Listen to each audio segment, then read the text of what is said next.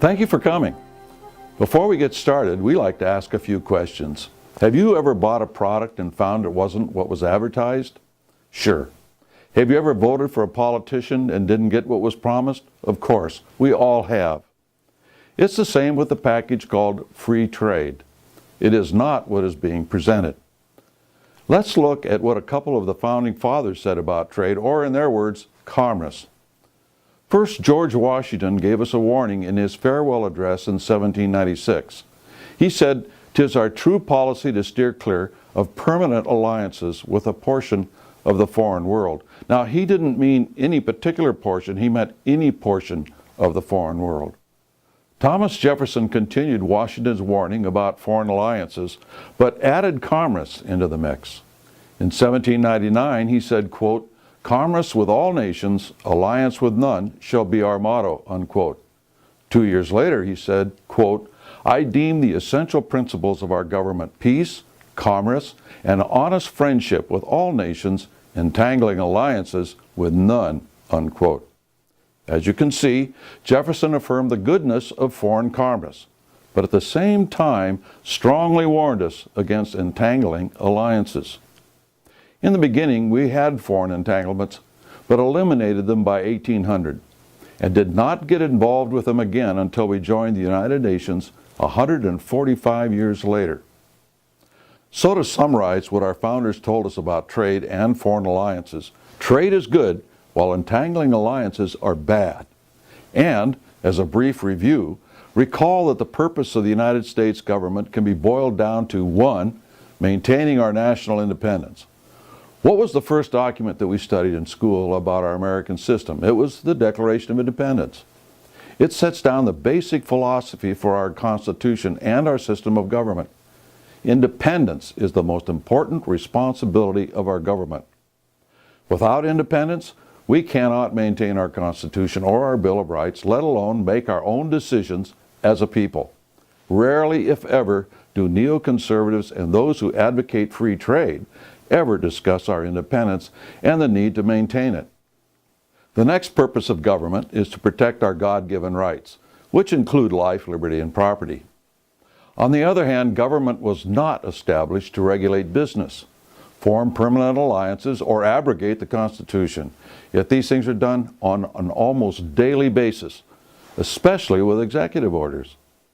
The Constitution granted Congress the exclusive power to regulate commerce with foreign nations and among the several states, which means that the Constitution did not grant any power to the President or executive branch to regulate commerce.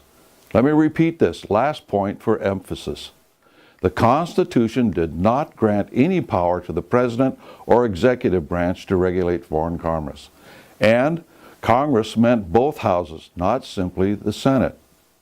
For a large part of our nation's history, Congress regulated trade with tariffs, a fee charged by government for permitting imports or exports of products.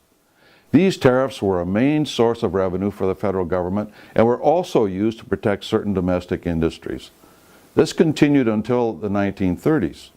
Recently, we have undergone subtle changes in how we implement international commerce, from acts by Congress to agreements that include much more than commerce, to partnerships which are including the merger of much of our economy and society, including our police and military. Since 2005, we're hearing more about partnerships. As the slide indicates, partnership normally refers to a legal relationship between two or more persons. When we apply the word partnership to relationships between nations, you can see that the governments of these nations are working together in governing their block of nations, no longer independent. The government leaders are using the partnership terminology to the extent that they are planning the economic and political integration of the nations involved in the Trans-Pacific Partnership and the Transatlantic Trade and Investment Partnership. At this point, let's discuss what free trade is.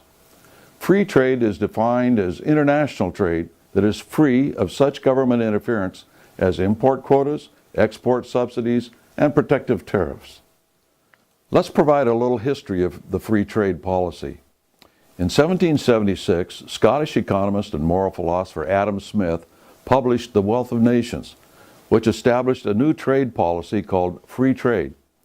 It featured the reduction of tariffs and regulations on trade.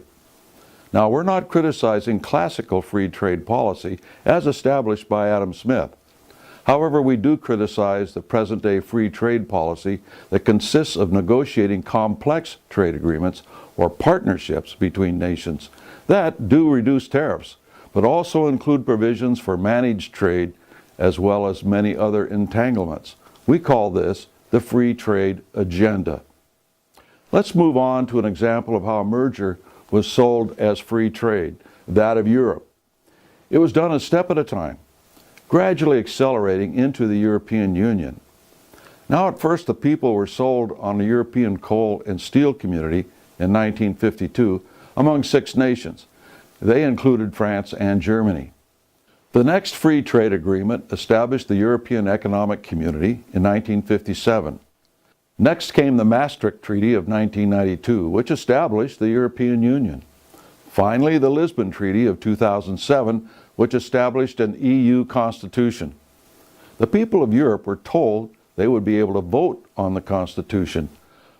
Once the people of France and the Netherlands rejected the constitution in their vote, no other country was allowed to vote again, and the EU constitution was ratified by treaty at Lisbon in 2007. In other words, the people of the member states of the European Union lost the independence of their respective nations without a vote of the people. With the loss of independence came the loss of the ability to determine their own future. Now the European Union has 28 formerly independent nations, which are now known as member states, and adding to that number almost every year. Now, these states are virtually under the complete control of the European Commission, the European Parliament, the European Central Bank, and a Court of Justice of the European Union. Every nation that has been added to the EU has lost its independence without a vote of the people. Not only have they lost their independence to the EU, their very own constitution subordinates every member state to the United Nations. Many different agreements and treaties have been signed since 1951 to build the European Union. There are quite a number of these, and each was a salami slice made to look harmless, until the European socialists had accomplished their goal of a superstate for Europe, the dream of Napoleon, Hitler, and Stalin. Just how were the Europeans deceived? This is what Bernard Connolly, former EU official, had to say about it. Quote, "It has now become clear to us that what we thought was a common market is nothing more than a project to create a European federal superstate in which our sovereignty, Britain's national identity, would be extinguished." In 2003, Christopher Booker and Richard North published a book called The Great Deception, subtitled The Secret History of the European Union. They called the EU, quote, "a slow-motion coup d'etat, the most spectacular coup d'etat in history. An even bigger coup d'etat is already being negotiated by the United States and the European Union." Let's look again at how our trade policy evolved. First, the Constitution gave Congress power to regulate foreign trade in 1787. Then in the 1930s, Congress started to delegate trade policy authority to the President. And then in the 1970s, Congress began to cede more trade policy authority to the President with fast-track authority. What is fast-track? Congress gives the President authority to negotiate trade agreements. That requires Congress to vote completed agreements up or down within 60 days with no amendments or filibusters. Fast-track was in effect in 1974 through 1994. And then again in 2002 through 2007. Now Obama wants it back. Fast track has enabled the free trade agenda to move forward. NAFTA and other free trade agreements have come during the fast track years. Now let's look at the progress towards a merger of Canada, Mexico, and the United States into a North American Union. In 1979, presidential candidate Ronald Reagan kicked things off with his announcement of his strong support for a North American Accord, which, with hindsight, can be seen as the embryonic proposal for a North American Union. In 1989, under President George H.W. Bush, we got the Canada-U.S. Free Trade Agreement, our nation's first free trade agreement. This led to a large trade deficit with Canada. One of the reasons we were told we needed the North American Free Trade Agreement, or NAFTA, which we got under Bill Clinton in 1994, between Canada, Mexico, and the United States. NAFTA laid the foundation for the Security and Prosperity Partnership in 2005 under President George W. Bush, which quickly took on the nickname North American Union.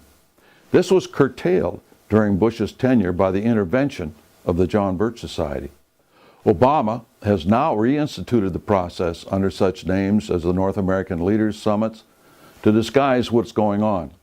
To sum up what we've just been saying, no matter what the administration, whether it was Republican or Democrat, they have been negotiating treaties, so-called free trade treaties, that have involved us in foreign entanglements. And they range from trying to evolve us from the free trade area of Americas to the NAFTA agreement, to the Security and Prosperity Partnership, and now into these other partnerships with Europe and the Pacific. Now we have a new partnership our government is working on, the Trans-Pacific Partnership. Right now it involves 12 nations in the Pacific Rim. It's going to be a European Union type bloc for the Asia-Pacific region. Ultimately, they want all 21 nations of APEC, or the Asia-Pacific Economic Corporation, to economically and politically integrate our countries. This includes China and Russia. What will that mean to be economically and politically integrated? It will mean the loss of our independence in our economics and our political government. That's literally what it means. In addition, we're involved in the Transatlantic Trade and Investment Partnership. That's a free trade agreement between the United States and the European Union. Now we know what free trade means in Europe. It means superstate. Free trade was only the verbiage they used to fool the Europeans into forming this huge regional government. It would lead to economic and political integration of the United States and Europe. Now, keep in mind, political and economic integration means losing our freedoms, whether it's in Asia or whether it's in Europe. Let me tell you a story about what happened to me in Europe when I was over there investigating the ramifications of the fall of the Berlin Wall for the New American Magazine. Part of what we were doing over there, we actually got in the office of the Public Relations Director for the European Community, which was the precursor of the European Union. And he said to me, looked me right in the eye across his desk and said, when we get this all together, meaning the European Union, we're going to be bigger than you geographically and economically. And we're going to drag the United States into this union, kicking and screaming if necessary. And I thought, that's very arrogant. I also thought, why aren't these other newspapers and magazines that come into his office reporting what he's saying? Because if he's saying that to me, he surely must have been saying it to them. But what we know is that these organizations, such as the Wall Street Journal and New York Times, etc., are for these free trade agreements. So they wouldn't want to report on what the European socialists really have in mind for us, and that is economic and political integration, something a lot different than free trade. Now, the John Birch Society put a halt to the FTAA, the Free Trade Area of Americas. We also put a halt to the Security and Prosperity Partnership, and we fully intend to put a halt to these partnerships that they are negotiating and trying to put on the American people. One of the tools that we've developed, and we've developed several, is a special edition of the New American Magazine. Now, in this particular issue, you can find all the details that you need about these partnerships that they are trying to impose on us. Also, we have my book, which gets into all the ramifications of foreign entanglements, not just free trade. Here is just a panorama of some of the tools that we've developed and are continuing to develop for you to use to inform people in your community about the problems with free trade. We can stop the free trade agenda with your help. These trade deals threaten our national independence, our freedoms, and our economy. It is incumbent on all of us to do something about it. First, educate yourself and then others with the tools available. Those showing you this presentation have most of them available here and now. Second, provide leadership for groups in your community. You already know more than they do about the subject. It will be up to you to lead them into a better understanding of the problem and its solution. You can get the latest updates by texting the word trade to the number 88588 on your cell phone. Or you can go to jbs.org and keep apprised of all the latest information, activities, updates, suggestions on the page Choose Freedom, Stop the Free Trade Agenda. And this will inform you how you can help defeat the free trade agenda. Thank you.